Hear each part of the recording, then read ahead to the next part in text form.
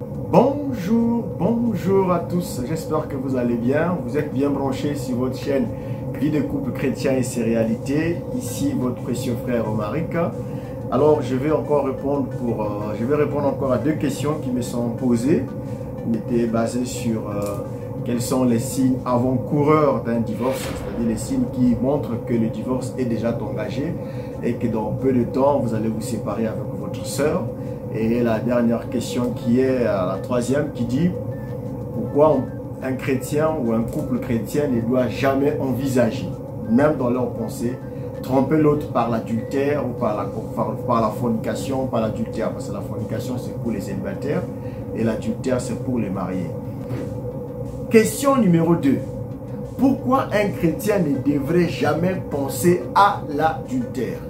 Alors, les amis, hommes, je vais être vraiment sérieux avec vous. Il est rare quand même qu'une sœur puisse tromper son mari. C'est quand même rare qu'une sœur puisse avoir des idées de tomber.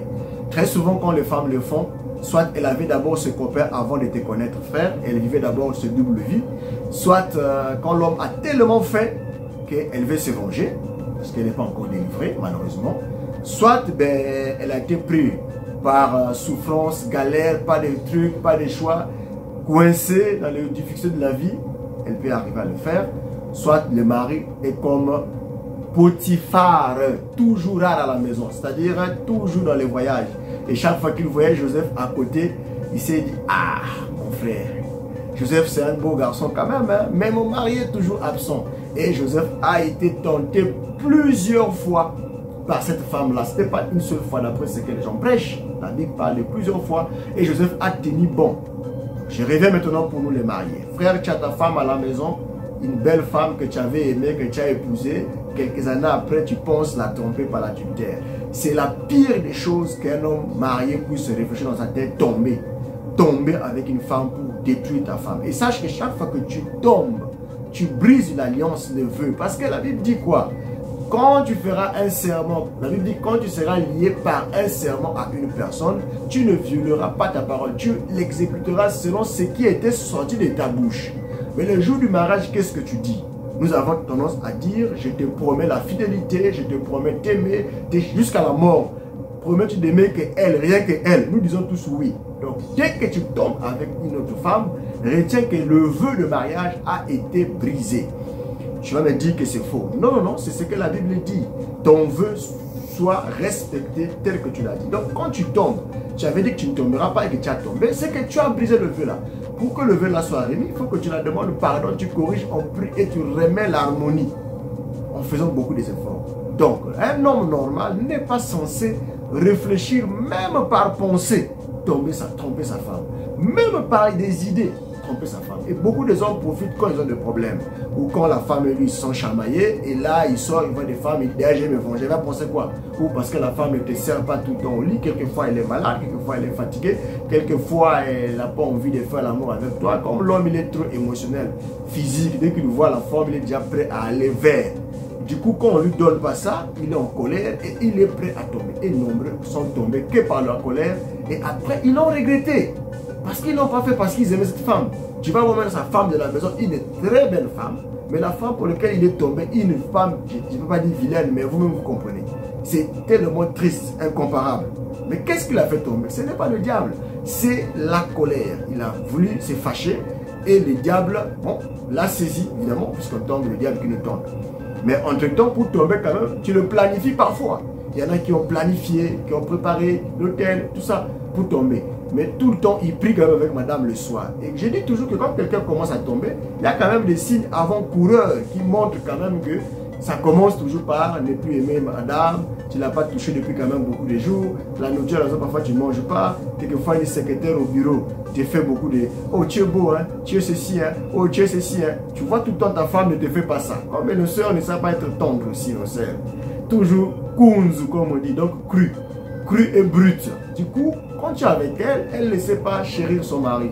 L'homme ou la femme, dans le mariage, chacun veut qu'il soit toujours être courtisé en permanence. La femme veut toujours que l'homme puisse le courir derrière. L'homme aussi veut toujours que la femme puisse toujours trouver son mari beau, meilleur que les autres. C'est important, ça le rassure. L'homme est une personne qui aime se faire rassurer parce que l'homme a peur toujours de perdre ce qu'il a. Vous savez pourquoi dans la Bible, dans l'Ancien Testament, les hommes avaient la facilité d'avoir plusieurs femmes, mais les femmes, c'était rare d'être polygames parce que l'homme est possessif. Il ne partage pas ce qui est à lui. Et du coup, quand il a sa femme qu'il aime, qui est fidèle, qui est ceci, c'est bon, il est tellement en sécurité. Mais la femme qui trompe son mari, c'est un couteau qui l'a déchiré. Mais les femmes sont facilement elles pardonnent son mari. Parce que dans les gènes de la femme, dans sa forme, elle a été faite d'ailleurs pour supporter cela. Parce que comme dit Wembe, qu'elle a été faite pour tromper et pour être trompée. C'est Wembe qui le dit. Donc si elle a été faite pour tromper, elle s'y attend déjà à être avec une autre. Parce que l'homme peut avoir plusieurs femmes. La femme, ça ne la dérange pas. Sarah a dit à Abraham, prends une autre femme. Il a mis, couche avec ma servante. Ça n'avait pas dérangé qu'il ait un enfant avec elle. Sarah s'est fâchée juste quand elle a remarqué que ça devenait maintenant un moyen pour se moquer d'elle.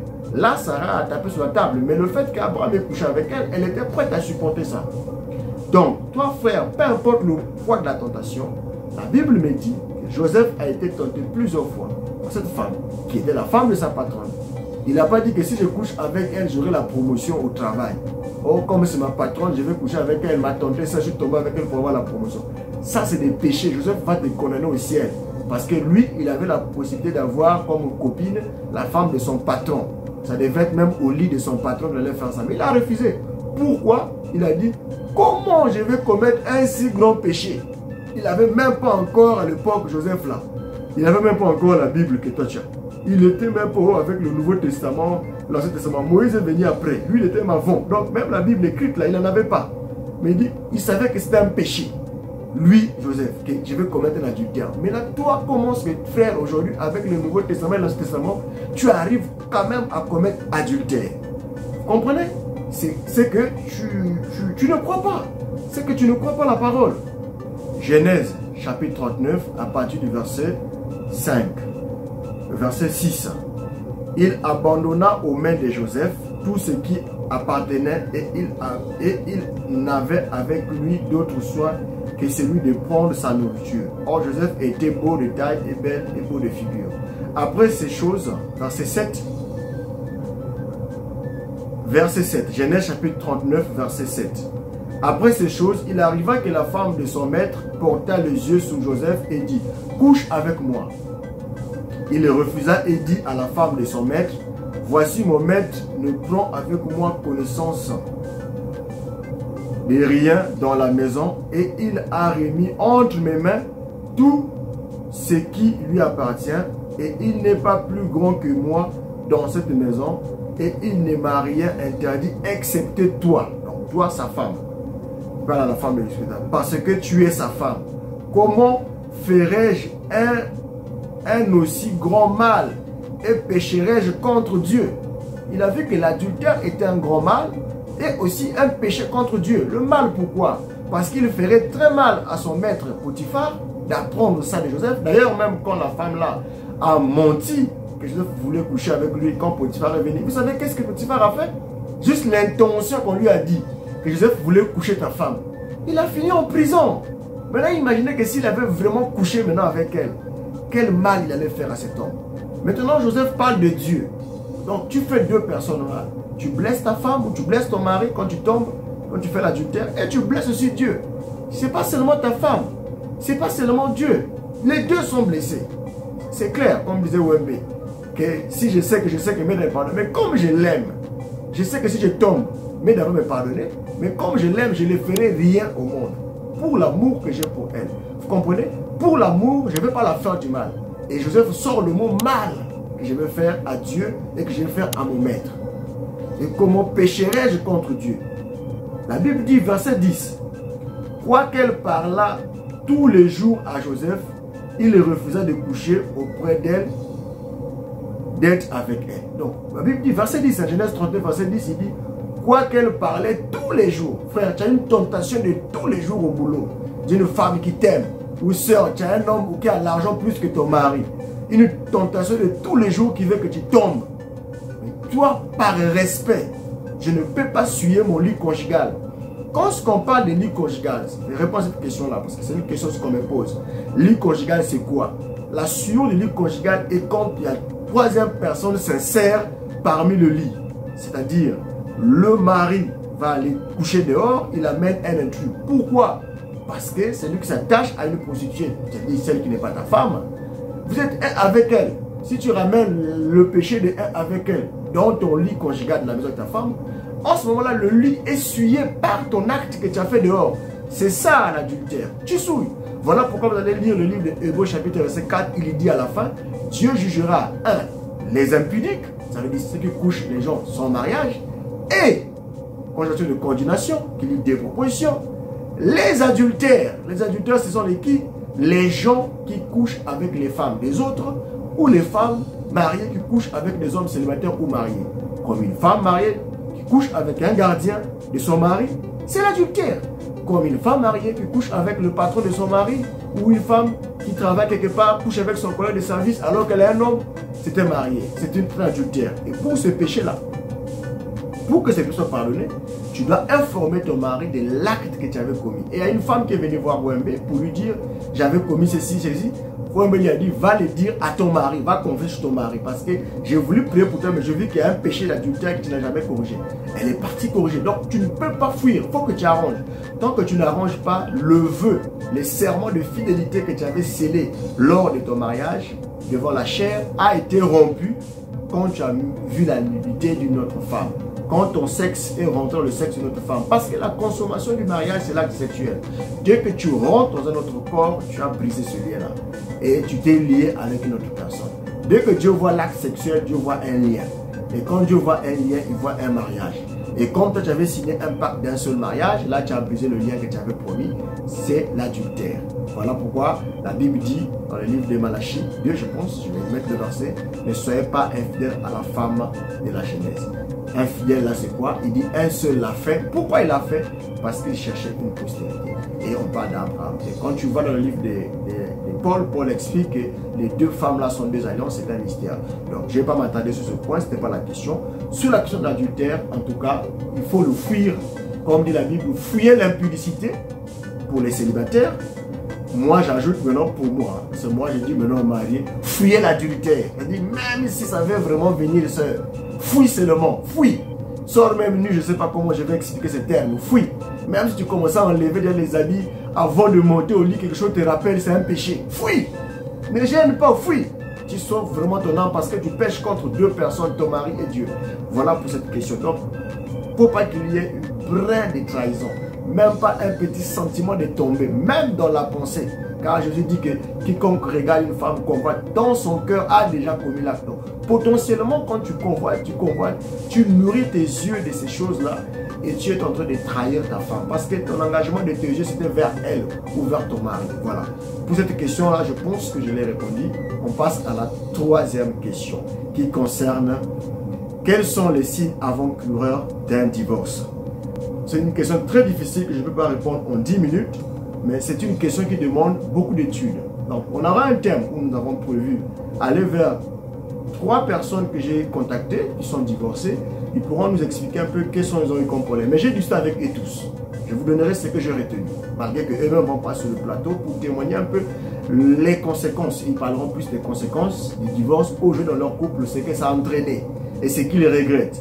Mais moi, je ne parle pas des conséquences, je parle simplement des causes qui peuvent amener au divorce et des signes qui montrent que le divorce est proche. Cause numéro 1, c'est quand il n'y a plus l'amour à la maison. C'est-à-dire vous ne vous aimez plus, vous vous dégoûtez. Donc déjà potentiellement, quand il n'y a plus l'amour, le divorce est déjà en marche. À quel moment qu'on remarque qu'on n'a plus l'amour, c'est que tu commences à voir trop de faiblesses de l'autre que de voir ses bons côtés que tu voyais quand tu l'avais aimé.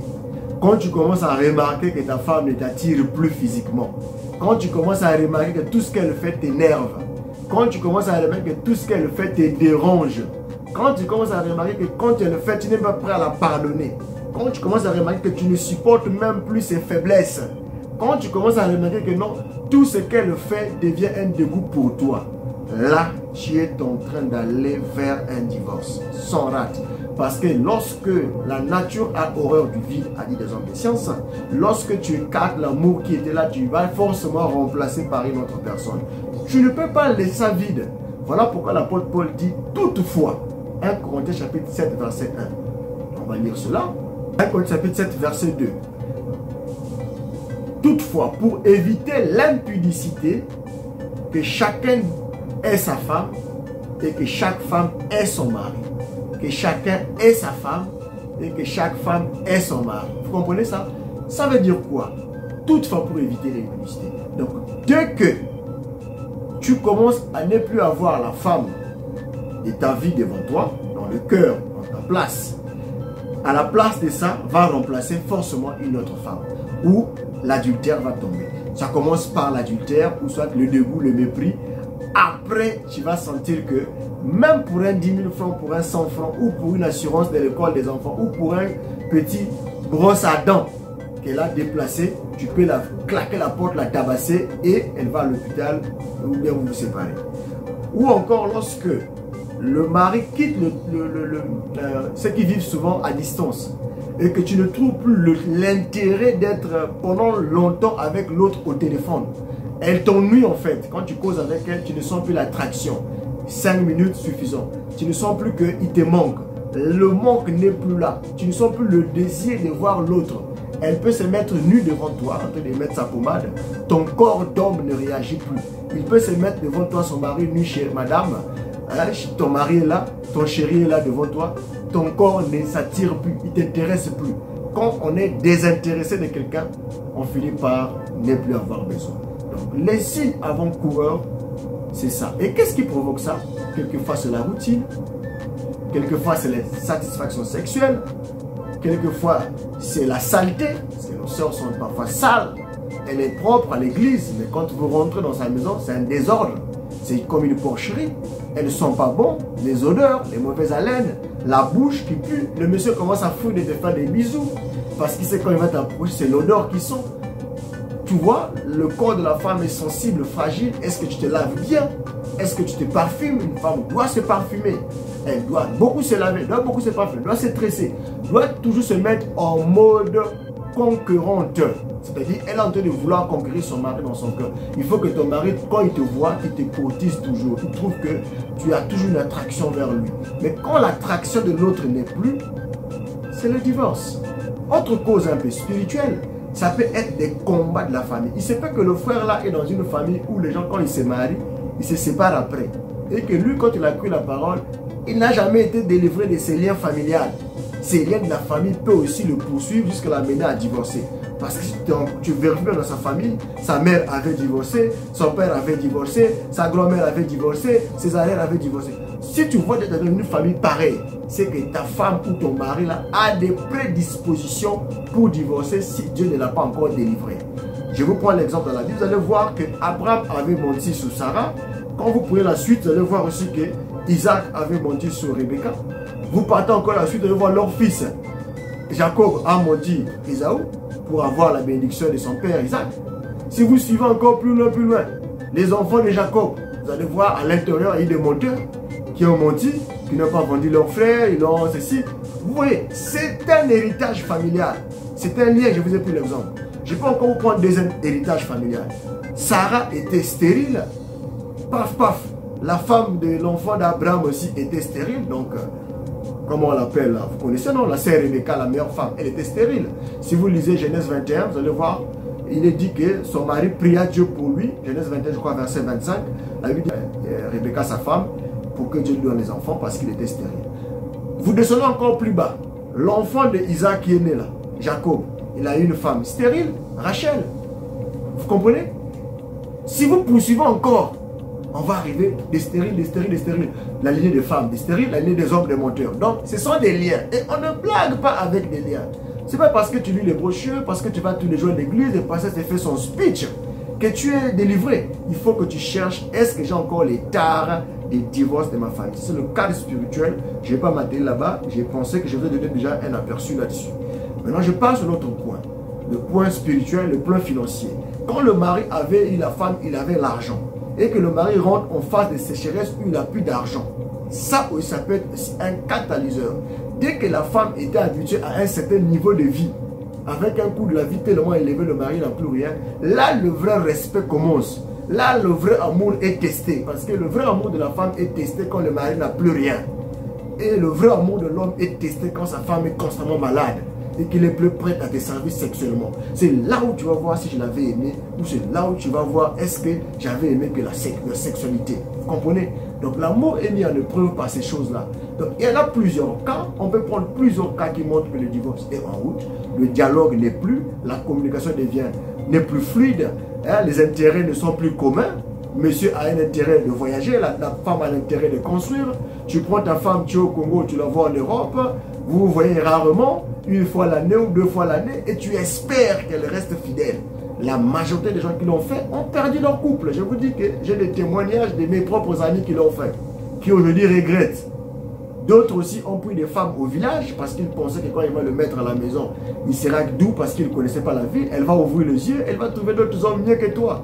Et à la fin, elle te trompe. Donc, il y a plusieurs signes. On ne peut pas parler d'un seul signe, plusieurs signes. Mais quand tu remarques ces signes, n'oublie pas une seule chose. Répare sur le point initial quand je t'ai aimé, quelle était la clé. Si c'était sa beauté, si c'était un truc, mets en place des mécanismes pour rendre l'autre toujours attirante, pour rendre l'autre toujours séduisante, pour rendre l'autre toujours séduisant, pour rendre l'autre toujours beau. La propriété, la saleté est un démon. Est un démon. Et la preuve qu'une personne a des démons, c'est qu'il va commencer à aimer la saleté et l'isolation. Vous allez voir même quand Jésus est parti chasser des démons là, le gars qu'on appelait les gens, il était dans la saleté, dans les cimetières. Il ne peut pas rester là avec les gens. Donc la saleté, ce n'est pas une bonne chose. Une femme qui sent mauvais, tu soulèves les aisselles, ça pue. Tu écoutes sa bouche, ça pue. Tu essaies même qu'elle parle dans la voiture, elle la clean. Ça sent tout le gars dans la voiture. C'est pas bon. Un homme aime une femme qui sent bon. Le parfum n'est pas interdit. Dans la Bible, je suis désolé, il est dit qu'on avait donné aux femmes, dans le livre d'Esther, il dit que les choses des soins des femmes, Esther, je vous mettrai le verset, où les femmes se sont lavées avec la myrrhe, avec le parfum. Et quand vous lisez aussi le livre de Ruth, lorsque Ruth devait aller voir Boaz, sa belle-mère Naomi lui a dit ce qu'une femme doit faire. Lave-toi, change les habits, parfume-toi, va là-bas. Mais toi, la soeur, tu te laves que depuis le matin jusqu'à demain matin. La personne, quand le mari arrive, il n'est pas. Comment est-ce que tu ne veux pas qu'un homme comme ça tombe?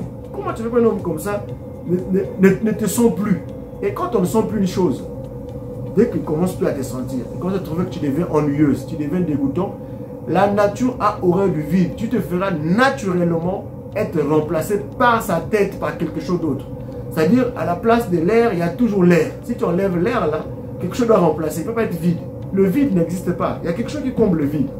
Pareil en amour. Quand tu commences à voir que ton mari s'ennuie avec toi, c'est qu'il est satisfait sur WhatsApp avec d'autres personnes, ou sur Facebook avec d'autres sœurs, ou bien au travail avec ses collègues, ou bien dans un gana en caché sans que tu saches. Et après, tu viens pleurer à l'église que mon mari, c'est un païen.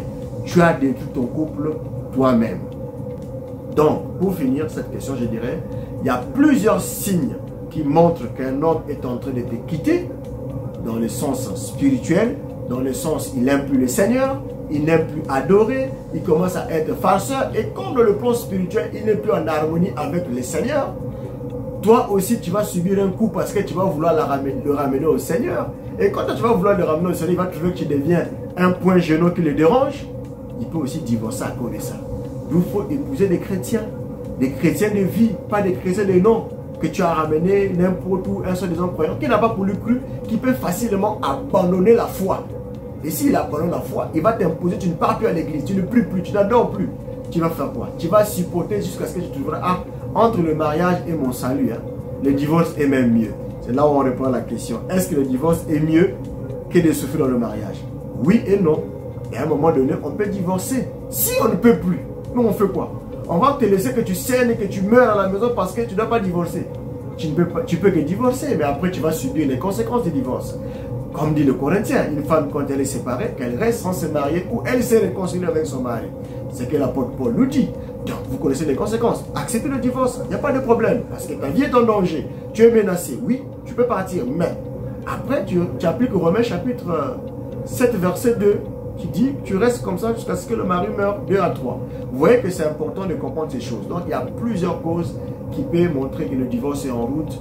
Problème d'argent, il ne prend plus soin de toi, il ne s'intéresse plus à tes intérêts, tu deviens désintéressant, tu deviens ennuyeuse, il ne te sent plus, il ne prend plus à tes charges, il ne te donne plus à manger. Même la nourriture dans la Bible, dans l'Ancien Testament. Je vais vous mettre un livre de Deutéronome qui explique, 21 je pense, c'est 5 qui dit, si tu ne donnes pas la nourriture à la femme, les habits et les vêtements, elle est libre de quitter chez toi. C'est écrit dans la Bible.